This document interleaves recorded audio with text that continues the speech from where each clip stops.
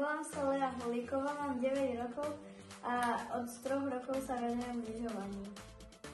Najviac sa celý rok teším, kedy už budem môcť lyžovať. Cez sezónu som na snehu viac ako 50 dní a veľmi ma to samozrejme baví. Sezónu začínam už v oktobri na ľadovci Štúbaj a končím až v apríli. Občas je mi veľká zima, ale stojí to za to. Moja najobľúbenejšia disciplína je slalom, ale veľmi rada si zajazdím aj v snowparkoch.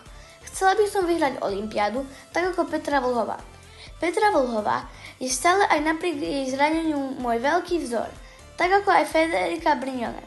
Tento rok chcem vyhrať Jumpa Cup a Kids Trophy. Ďakujem vám všetkým za podporu. Ahoj, Lea.